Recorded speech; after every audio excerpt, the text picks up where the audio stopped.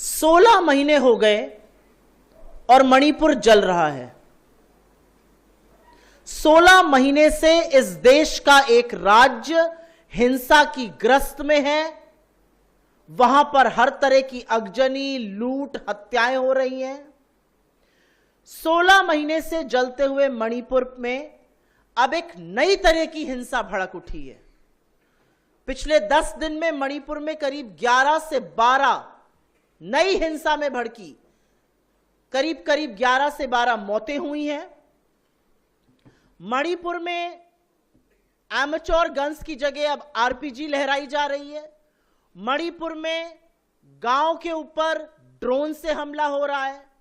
गांव के गांव ध्वस्त हो रहे हैं। उन इलाकों में हमला हो रहा है जहां पर हिंसा नहीं थी। मणिपुर में एक पूर्व मुख्यमंत्री का घर पे रॉकेट से हमला हो रहा है। मणिपुर के राज्यपाल के घर पर पत्थरबाजी होती है। मणिपुर में सुरक्षा बलों पर हमला होता है। उनके शस्त्र छीनने की कोशिश हो रही है। तो ये क्या हो रहा है मणिपुर में? मणिपुर में इंटरनेट बैन कर दिया जाता है। मणिपुर के तमाम जिलों में कर्फ्यू लगा हुआ है। मणिपुर में छात्र और युवा सड़कों पर हैं, प्रदर्शन कर रहे हैं। मणिपुर की पूर्व गवर्नर, जो फुल टाइम गवर्नर थी, जो मणिपुर के हालातों को अच्छे से समझ रही थी, जो उनकी व्यथा को समझ रही थी, वो कह रही हैं हालात बहुत गंभीर हैं। उनको हटा दिया गया है। एक हाफ टाइम गवर्नर अपॉइंट कर दिया गया है। मणिपुर के सारे एग्जाम स्थगित हैं। तो इस देश का एक राज्य जहां पर जा जाकर बड़ी बातें करने में नरेंद्र मोदी बयानबाजी करते थे, वो 16 महीने से जल रहा है। और इस देश के प्रधानमंत्री के पास 1 मिनट का वक्त नहीं है कि वो मणिपुर चले जाएं।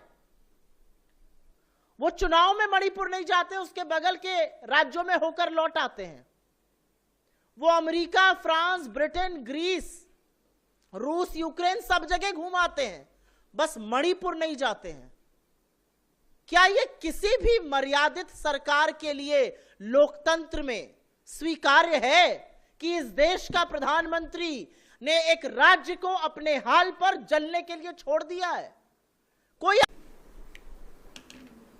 16 महीने हो गए और मणिपुर जल रहा है। 16 महीने से इस देश का एक राज्य हिंसा की ग्रस्त में है।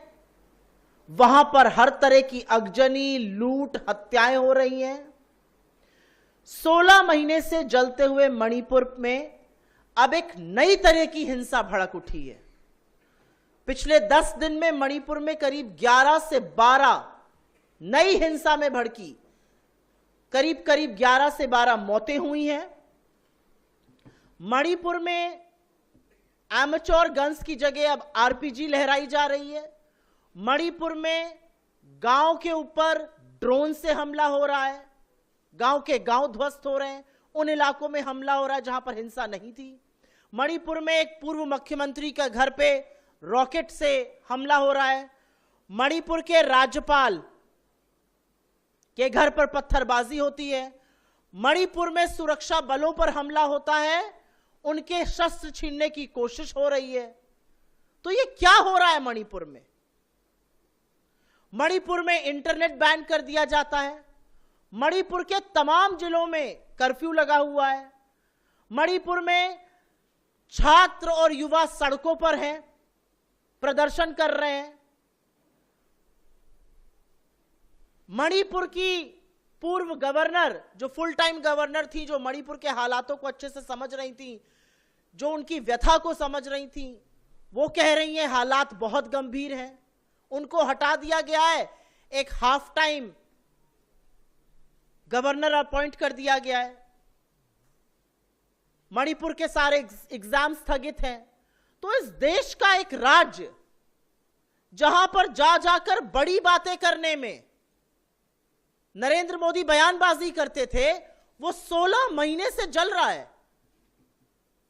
और इस देश के प्रधानमंत्री के पास 1 मिनट का वक्त नहीं है कि वो मणिपुर चले जाएं। वो चुनाव में मणिपुर नहीं जाते, उसके बगल के राज्यों में होकर लौट आते हैं। वो अमेरिका, फ्रांस, ब्रिटेन, ग्रीस, रूस, यूक्रेन सब जगह घूम आते हैं, बस मणिपुर नहीं जाते हैं। क्या यह किसी भी मर्यादित सरकार के लिए लोकतंत्र में स्वीकार्य है कि इस देश का प्रधानमंत्री ने एक राज्य को अपने हाल पर जलने के लिए छोड़ दिया है?